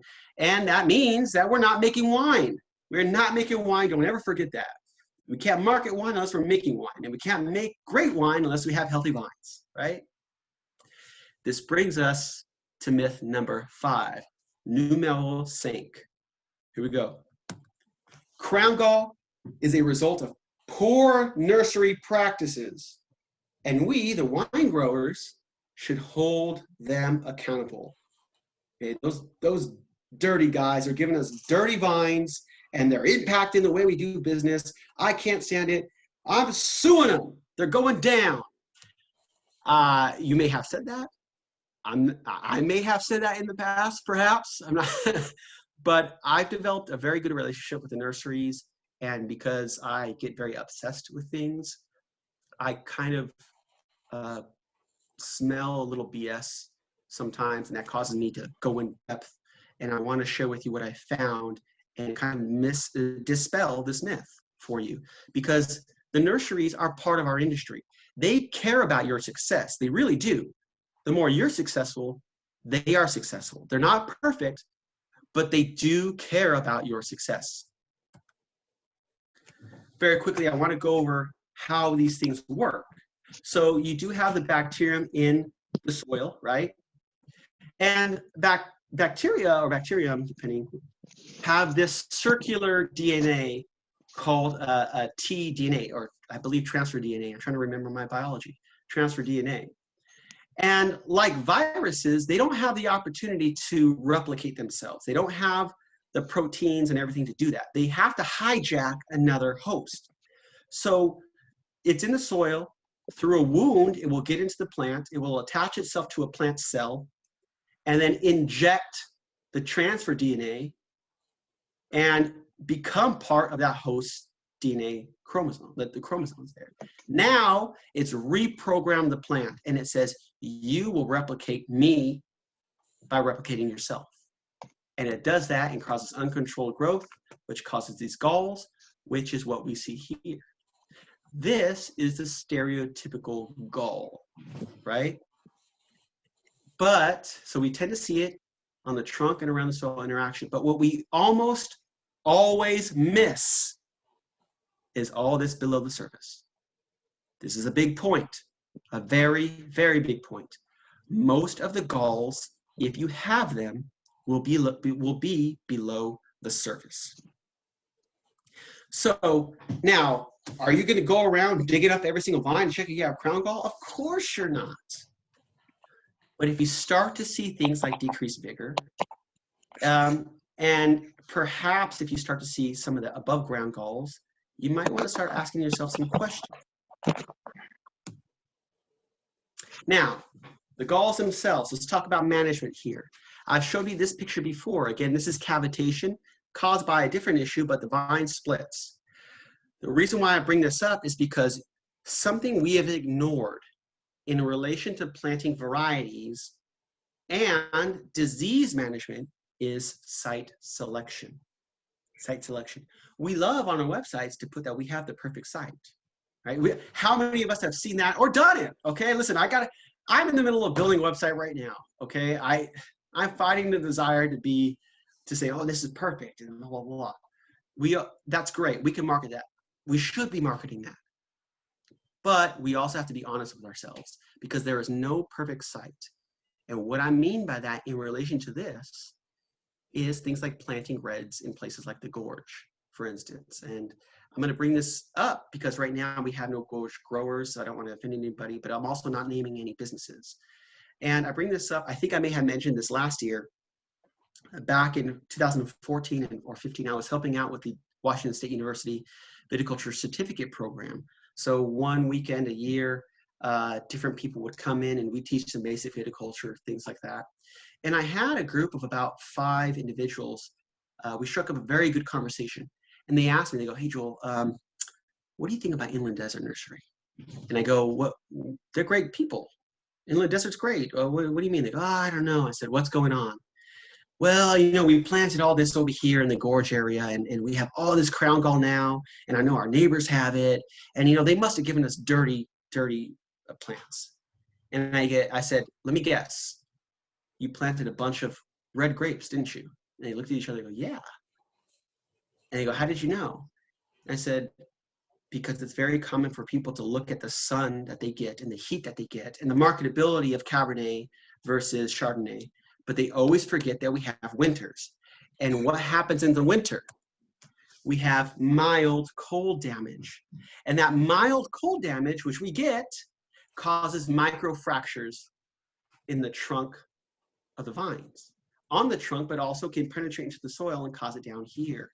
And those microfractures cause the bacterium to be able to get in, which causes the cancer to form and start growing, right? Does that make sense?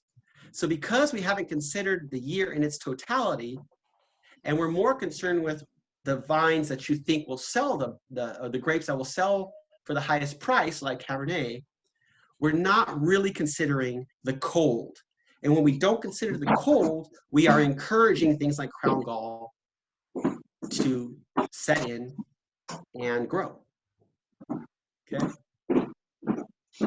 So how have people managed this in the past? One of the ways they've done is they use a 2-trunk system where they find where there's a gall and they found a sucker underneath the gall and trained up a new sucker. So they're kind of trying to bypass the gall. And it can work for a little while. Hopefully it works for a long while. But if you have galls beneath the soil, it's just a matter of time. That vine's going to die. And because we see galls, we say that we got dirty plants from the nursery. Now, we have to consider using clean plants. What in the world do I mean by clean plants? So nurseries like Inland Desert, they are most certainly not perfect. Okay, none of us are, myself included. But they do a good job. And let me walk you through the job that they do. Something to remember is that they're expected to produce tens of thousands, if not millions, of grapevines every single year. Excuse me. Scientifically speaking, I will walk you through this, but scientifically speaking, we do not have a way to test for Agrobacterium vitis on that scale. There's no way we can do that. And remember, this exists in the soil, or sometimes we bring it in on dirty roots, all that kind of stuff. But we share these spaces, and even in the nursery, we share spaces. They do these water baths. I want to show you what I'm talking about here, but I want to get to the next portion. You can replace vines. This is one way. All this I'm going to go more into. You can certainly replace vines, but that's expensive, right? Also, if you're leaving root material out there, which you probably will if you're ripping out vines, you're going to have a problem because that bacterium, that can stay alive in the soil on old roots for up to 2 years. So if you're ripping out a block, and almost certainly there's going to be some old root material. And if you come back in, you're just going to encourage that bacterium to continue to live and eventually spread into your new vines. So you really want to think about this next point here, properly matching your variety with your vineyard site. So, we ready for an example? I dig examples. I dig it. Okay, and this is a real example. Rarely will I bring up fake examples. This is a block. I don't know if you can see the top here on my screen. It's sort of, can you see the different varieties here at the top, or is it covered? Let me see if I can move this. How about that? So we have Barbera, Russon, Marson, Tempranillo, Aligote. Can you all see that? Okay. So when I came to this block, so let me set the stage here a little bit. 4 varieties, because I'm just gonna kind of ignore the Aligote. Sorry. So Barbera, Russon, Marson, Tempranillo. The wind comes from the southwest. This spot gets about 9 to 12 inches annually. It's planted in 2014, planted to VSP, vertical shoot positioning. And it was planted in 9 by 5 foot spacing. So that should sound familiar to almost everyone here, okay? So now, when I came here, the winemaker and the enologist told me that the Tempranillo just didn't really work. I said, what in the world does that mean? Oh, well, we can't really produce, the wine's kind of flabby and it does this. Okay, well, why do you think that is? Well, the vine's you just can't grow Tempranillo here. So again, I asked the question, well, what do you mean you can't grow Tempranillo? Remember I said I become a bit of a bloodhound. I need exact answers, because if you can't give me exact answers, then you probably don't actually know. And they said, well, we just don't think it works in this region. So I went out there and I walked the vines. And I immediately saw some weird stuff happening, okay? In this lower portion, towards where the wind came down, there was a heck of a lot less vigor. There was missing vines, dead cordons, an overall large lack of vigor. On the upper portion, the northeast portion, there was much less of that, but there were still some issues. Now, what do we know about these varieties? So sure enough, when I peeled back the layers of the onion, I figured out what happened. The winemaker and the old vineyard manager did the typical thing that a lot of us have done. And they went, you know what? I want to plant something that nobody has around here. And, we're going to be able to sell this wine. We're going to call it a state. And, I know a lot of people that do this kind of variety well, and our neighbors don't do it, so we're going to plant it. Boom. And that's as much thought as they put into it. Right? Now, I'll walk you through that a little bit more, but I'm going to show you what happened. So I went out there, I saw some weird stuff, and I saw some galls. And I went, got it. I knew what was going on, but I needed to prove it. Okay? It's one thing to know for me, it's another thing to show people. And I took a bunch of people out there, and I had them look at every single vine, just to prove a point. And I taught them what to look for. This is what they found. Every single one of those red blocks, every single one of those red blocks is a vine where they found the galls. Overwhelmingly, it's in the Tempranillo. Remember, this is the direction that the cold would come into, right? And the only reason they didn't find a lot of galls here is they kind of ignored it, because there were dead vines, there were some missing vines. There was still root structure, but the canopy was gone. But every single one of these is where they found galls. They did find some in Barbera, a little bit here in the Russon, but overwhelmingly, it was this variety. Now, why is that? This is what we found. In retrospect, that middle picture looks a little douchey to me. I did not pull that out with my bare hand. If anybody asks, I did pull it out with my bare hand. And we were pulling all these out, and the root structure looks fine, but really what we were finding on the roots were these. And they would pop right off. And they were sometimes hard or easy to miss because they're filled with soil and they're the same color as the soil, right? It also made the vines incredibly brittle. So what should have been a pretty easy time of roguing this vineyard, pulling stuff out, became incredibly difficult because the vines would just break and break and break. So, but what do we know about the variety? So it was Tempranillo.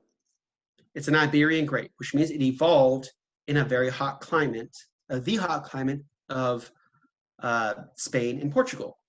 It's not used to the cold that this site gets. The variety is incredibly wind sensitive. Now, myself, as a crazy viticulturalist, I know where to find this information. I know how to put it all together. I understand that most people wouldn't be able to do this or even think to do it. We just think that all grapevines are the same. And I'm here to tell you they're not. Some of them are incredibly different, as you just saw. If they were all the same, we wouldn't see this pattern of infection. So it's incredibly sensitive to wind and to crop load. And so when I did the math on how much they were harvesting, it came out to like 10 tons to the acre that they were trying to grow Tempranillo. So there was an infection. It was a hot weather grape that was in a cold spot, and that cold encouraged those micro fissures, those cracks, which caused the bacterium to get in, which caused the galls to form and form fast. And they were overcropping it. All these things together made some pretty crappy wine. And vines were dying.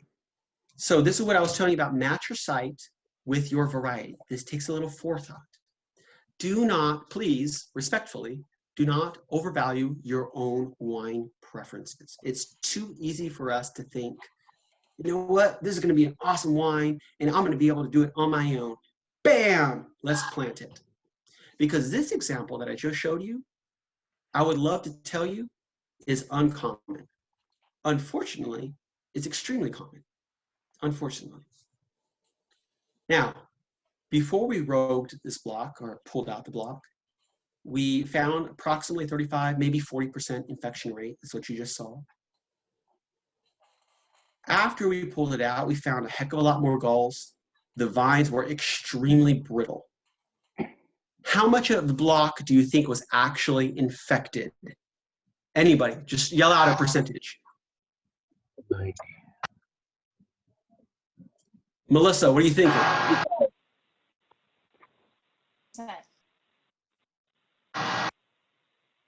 100% of the block was infected. 100%. That, now it's easy to look back and go, the nursery gave me dirty vines. That's easy. The hard part is to look at yourself and go, I should have made more intelligent decisions, because there's a whole host of varieties that would have been much better off, and I would not have had a problem. That's the other half of the equation here. Because in the case of the Tempranillo, there was a 100% infection rate. And it doesn't make any sense for anybody to plant a vineyard and 2 to 5 years later have to rip it out. We tracking? We're going to go more into this. We're going to take one more step further. Okay, overall vigor. Indicators of susceptibility. Is your variety very vigorous? If it's incredibly vigorous, it's probably going to go into the dormant season slower. So if it goes into the dormant season slower, it might be more susceptible to that cold damage. The scale that you're looking at, I showed some of you this last year. It's a scale that I developed, and I think it's a kind of an easy way to look at how vines react throughout the year.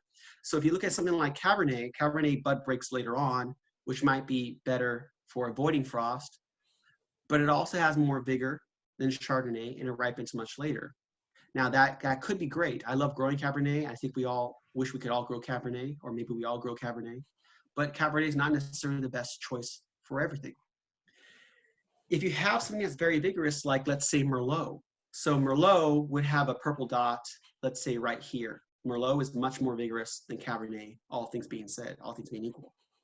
So if you have a very vigorous variety and you are managing it to, let's say you're watering it too much, you're feeding it too much, it's going to go into the dormant season much, much slower than it already will, and you're now increasing the propensity for that cold damage, which increases the propensity for crown gall, right? You are fighting against what the vine wants to do, which is fall asleep. So you have to know these varieties before you try to actually plant them. And you definitely want to look at varieties that we might classify as cold hardy, right? And you want to balance that, of course, with how much you're going to be able to sell them for, and of course sell the wine for. It's not just, oh, well, this is a cold hardy variety, I'm planting that. Is it going to work in the scheme of your business? When we talk about cold hardy varieties, there's not a really good scale. Some people have brought up to me there's a model that Greg Jones out of Oregon has developed for heat that different varieties need to ripen. That is not cold. That's not a cold hardiness model. And WSU has an active model they do every year. I used to help out with this model, and you can look up how cold a variety is doing, how cold hardy that variety is at that moment. But it's harder to tease out the overall trends. So I just put this together very, very quickly. Things that would be more cold hardy, things like Pinot Noir, Pinot Meunier, Chardonnay. And as we go down from left to right, you would get vines that are less cold hardy. And of course, if they're less cold hardy, since we have pretty cold winters, they are more susceptible to things like crown gall. Okay? So as you're looking at this, you might start going, wait a second, in my vineyard, yeah, these are the varieties that I'm having problems with. Something else you want to think about is how cold is your site? A lot of our sites can certainly get down below -4. And most grapevines will do okay at -4. But if it's a grapevine that's less cold hardy, even -4 can cause those issues. Okay, but if your site can get down to -8, you really need to be considering different varieties. You really do. Okay, these are dynamic issues. You really do need to match up 2 or 3 or 4 of these to make the most intelligent decision for your business. And even if it's not a business, it's just your own private quarter, half, 2-acre vineyard. You want to see that fruit zone. You want to make wine. So if you're having these problems, chances are you're not really enjoying your vineyard in the way that you want to. Water table, again, are you watering it too much? Are you fertilizing too much? When are you fertilizing? And then lastly, what we always think about is the driver and the tractor. Are those causing damage too? Actually looking at doing. If they're using a mechanical weeder, are they driving too fast and hitting each vine and causing actual wounds?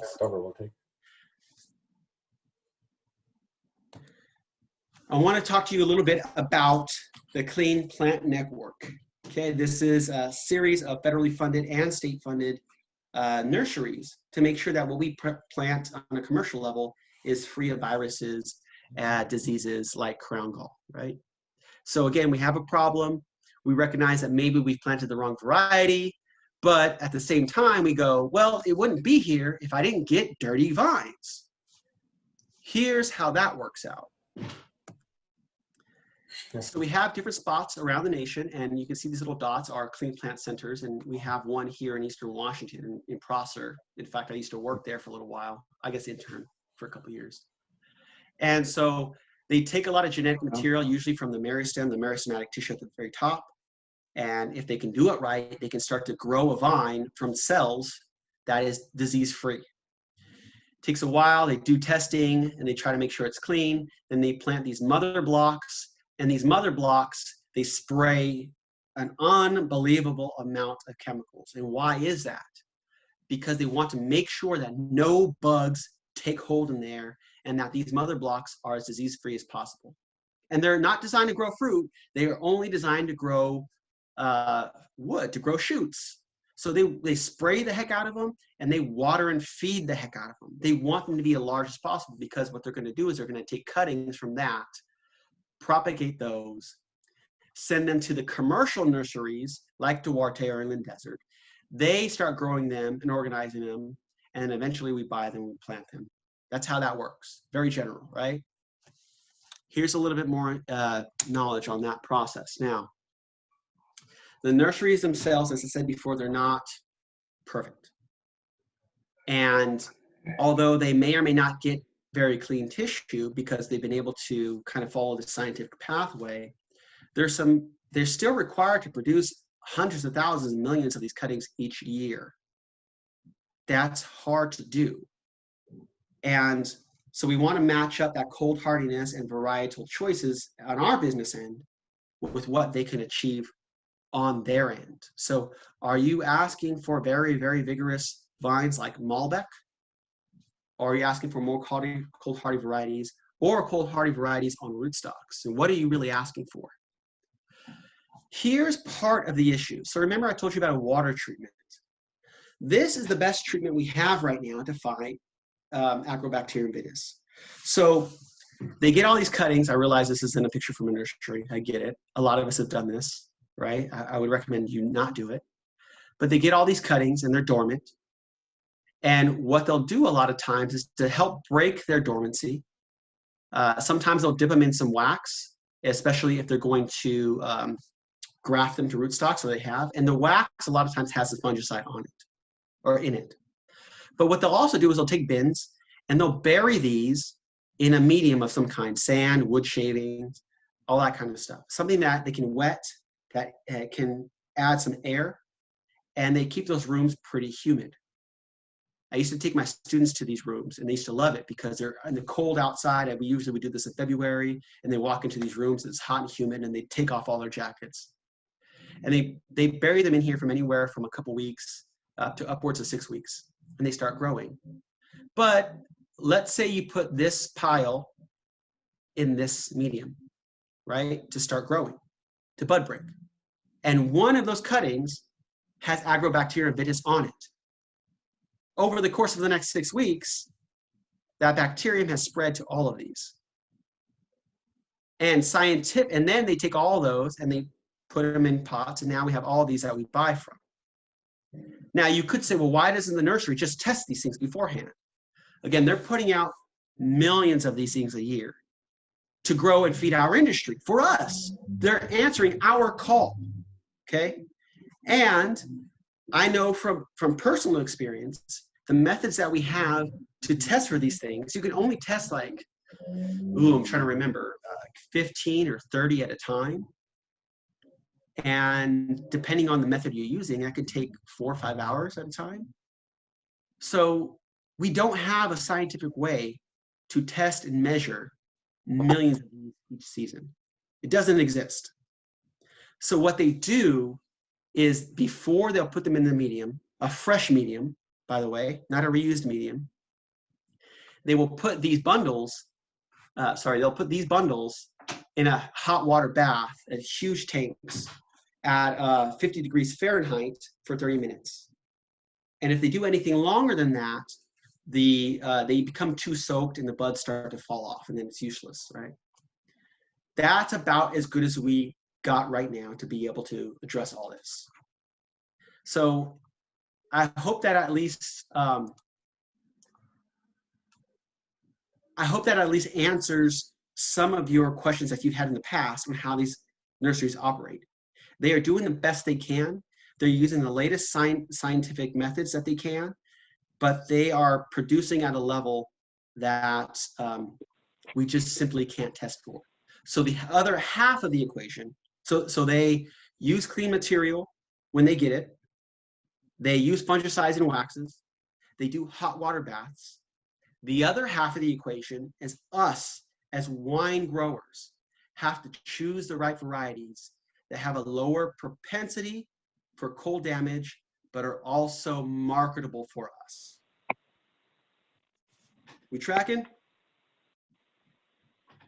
You see how I like these in-depth examples. Yes, questions? Yeah, I was just wondering, is there any difference, and it might even not be a significant difference, but is there a difference in even just trying to find information on different clones? Oh, that's a hard one. The answer is yes. Here's where the difficulty comes in. You can find clonal information from various large-scale producers for sure. You can sometimes find clonal information from regional organizations like a wine growers association or something like that. That information takes a while to put together. The problem with figuring out how clones react is that we're talking about genetic expression, right? So if I have a twin brother, I guess we'll call him Mike, I don't know. And if we were separated at birth, now we have the exact same genes, but if we were separated at birth and that dude grows up in Norway, you know, that dude's probably going to be a little bit lighter than me and just a little bit taller than me and maybe just a little bit thinner than me. And I'd have to start working out to say that I was buffer than him. You get the point. The environment causes the genes to express differently. So if somebody in California says, you know what, I grow this clone and this clone and this clone of Cabernet and they do great and they do this, blah, blah, blah, blah, blah. Yes, Cabernet is valuable. Does it work in your cold? And also, your environment is different from his. So those same clones might not grow the exact same way. And the only way for you to really know that is to plant them in your location. That's the tough part about clones. The other tough part about clones is that we've done a really poor job around the world of classifying our clones. So you can look in French publications and look at, oh, this is clone, 7A of Chardonnay, and this is clone 12B of Chardonnay. And then you look at an American source, and they might have 7A and 12B, but you don't always know if that's the same 12A and the same 12B. And unfortunately, historically, they haven't been the same. So my suggestion would be try to find some information as close to the same environment as yours. And unfortunately, to really tease out those details, somebody's going to have to plant them in your region. I'm actually doing that right now. I planted 7 clones. I'm trying to remember. I planted 7 clones of Chardonnay, I think 4 clones of Pinot Noir, and 5 clones of Pinot Meunier. And I've planted so far, I think 6 different rootstocks. And the only reason I'm doing those is so that I can demonstrate for people everything that we're talking about. I know that they work, but it's another thing to show people this.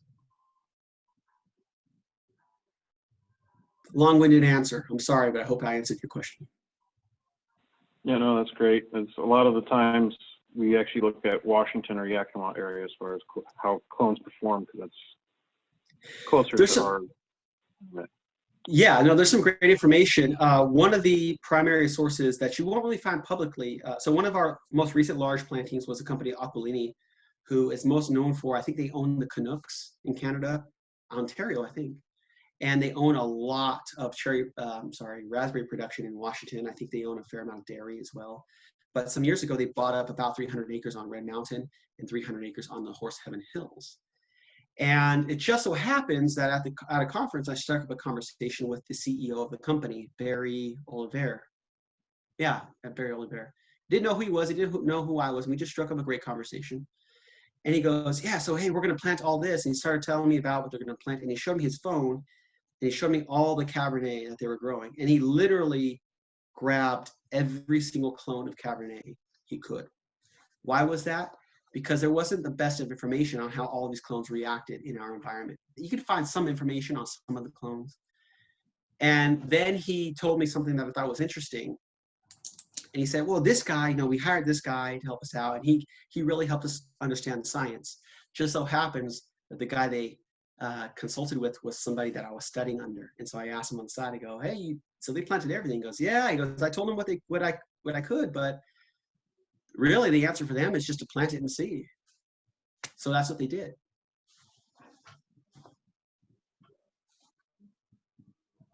Any other questions on crown gall before we move forward? We're almost done here, and I know everybody's busy, so I want to get you along your way. Okay. So when it comes to these issues, both for crown gall and phylloxera, you really, really do need to match your variety with your overall management and business strategy. And you also need to work in concert with your nurseries and understand what they're doing and how they can do it. They're trying their best to accommodate us, but they can't do everything. So as far as variety, really know your cold hardiness, know how your vines are reacting as far as vigor, when they go into dormancy, how they grow, when they bud break, know those kind of things. Certainly, if you're replanting something, at least consider rootstocks, but certainly look at the price of that. Management overall, understand how you're feeding your vines, how are you physically caring for your vines and your workers and yourself, because caring for that is going to ensure the health of your business. And know your site. Remember, it's not just the sun of the season, it's the snow of the winter also. And then from the nursery side, if you're sourcing from a nursery, which you should be, check to see if they're members of the Clean Plant Network. If they are, that's the best you're going to get. Okay. Try not to propagate and grow these vines yourselves, get new plants. And of course, doing these things is going to help to build good relations for you, your industry, and ultimately help us to market our industry and continue to make wine, ultimately. Any questions on these items? All right, ladies and gents, you know, we had a great, I hope this was informative. Just a really quick thing before we close out. Oftentimes people will follow up questions. You're more than welcome to. Last year was a tough year for everybody for a lot of reasons, right? We started off pretty well. I started off with an in-person presentation and some site visits in February in Northern Idaho, and that went so well, in fact, that the commission reached out and we planned, I originally planned to come out to Southern Idaho and do something similar, and then COVID hit. So we had to go online. And then we ended up doing this 2-day thing online. Originally was for 1 day for the North and 1 day for the South, and it just turned into 1 day for all of Idaho, which was great. Worked out great. We still wanted to do some in-person stuff, and it didn't quite work out in July, and that's fine. So I was glad that the commission reached out to me in December. I hope that today this is really, really good for you. I hope that it was informative. I hope that later on we can do some in-person stuff. And I'm certainly open to more of these kind of things, but if this was helpful for you, if it was useful, if you feel like you got off on the right foot, please answer the survey after this, but also let the commission know. Let them know what you thought. I know that they want to hear this and they want to try to develop ways forward for the industry.